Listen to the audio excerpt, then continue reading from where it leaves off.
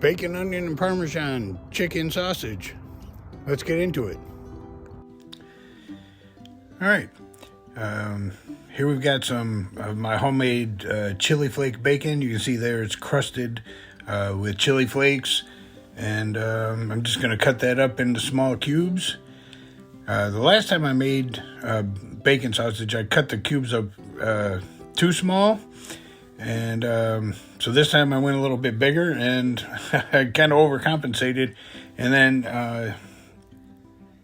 I end up, even after I cook them, I end up having to cut them down a little bit more. So, but into the toaster oven they go at 375 degrees for about 30 minutes. Here they come out, and you see they're looking pretty good.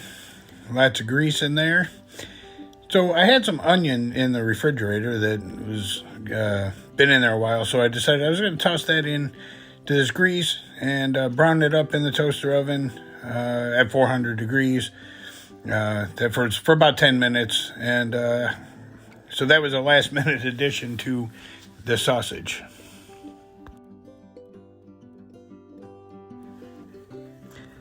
I ended up picking up these chicken leg quarters at my local meat market. It was about 5 pounds for $2.19. I was like, man, I gotta make some sausage with that. That's too cheap to pass up. So here I'm just removing everything from the bones. I'm keeping the meat and the skin separate. The skin is going to be most of my fat for this sausage. I do end up putting a little bit of fatty pork belly in there just to make up the difference, because I wanted it at 75% meat and 25% fat. I keep the meat and the skin and the fat separate so I can weigh it and get an accurate count. And there you see I have the meat, the skin, and the little tiny bit of pork belly. And here I'm just grating up some Parmesan. I end up doing 3% of the total weight of the meat in cheese. And the bacon that I end up using, I did 10%.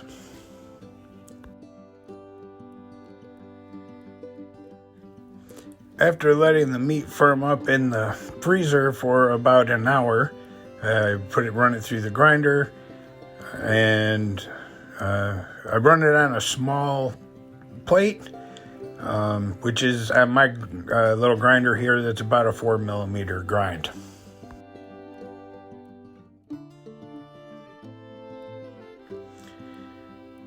Okay, now we're going to get the meat into our stand mixer. And then we're going to add in our spices, and this sausage is very simple. It's salt, black pepper, milk powder, and oregano. All of the percentages will be in the description. There I added in 5% water, and that worked out perfectly. I was afraid it might be a little dry, but it worked out perfectly. So yeah, just let it mix up until it gets nice and tacky, and then we'll get it into the stuffer.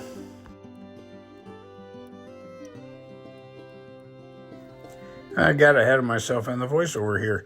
Before we get it in the stuffer, we should probably put the additives in it. And by additives, I mean bacon, onion, and Parmesan. I always wait till the end to do this so everything doesn't get too smashed up and you still end up with pieces in there. I've already recorded the taste test at the end, and I forgot to mention the onion. The onion, it's definitely there. It adds a little bit of a sweetness to the sausage, but it's not strong at all. I might actually, if I made this again, I would probably add a little bit more. I did 3% of that too. I would probably bump that up to at least 5%.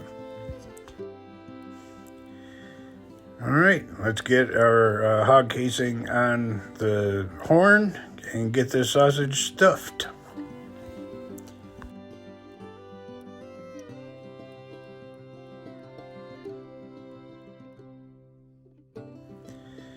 Okay, when stuffing a sausage, you want to make sure not to overstuff it. You want to get it fairly tight. And then you see there, I was able to squeeze down to get my fingers to touch together. And that's how you know you don't have it overstuffed.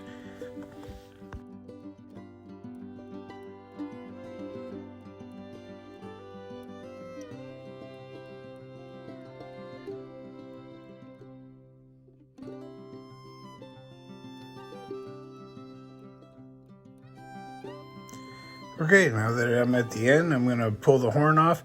I've got this hardwood dowel that I use to push the meat through, get it in as much of the meat into the casing as I can. And we'll tie that off real quick, and then we're going to link them up. I do every other one, that way I don't have to worry about which way I twist it. I can twist it any way I want to, doing it that way. And yep, if you have any loose ones while you're in there, you give it a couple extra twists and it'll tighten right up. Now I'm just taking a little corn on the cob holder thing that I have there and popping out any air pockets and just doing an overall prick on the sausage. It helps to adhere the casing to the sausage. Now I'm just going to put it on a wire wet rack, and I set it in front of a fan for a couple of hours and let them dry out. Doing that with the fan to let them dry out a little bit ensures that when you go to snip them apart, the little twists in the middle are dry and your sausage won't leak out. Speaking of which, snip, snip, snip.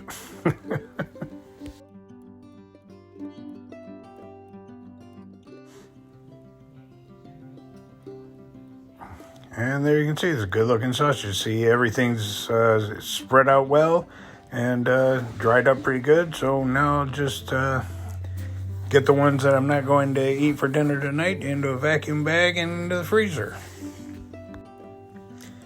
And into the toaster oven, 300 degrees for 30 minutes.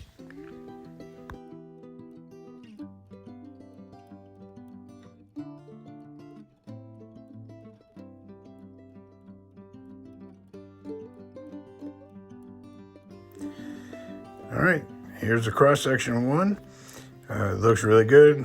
Good bind, nice and juicy, and there's plenty of bacon. Well, it's done. Let's give it a taste.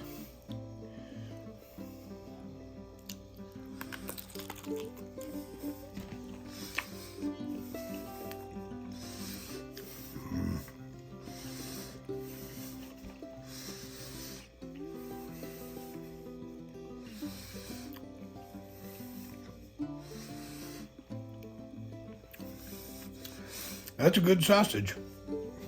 It's nice and juicy. The bacon definitely comes through. I think I could have used a little bit more Parm, but not too much. I'd use 3%. I'd probably do like 3, maybe 5%. I don't think I'd go much more than that because it's definitely there. The salt level's good. The pepper level's good. Just a hint of spice from that chili flake on the bacon. Bind is great.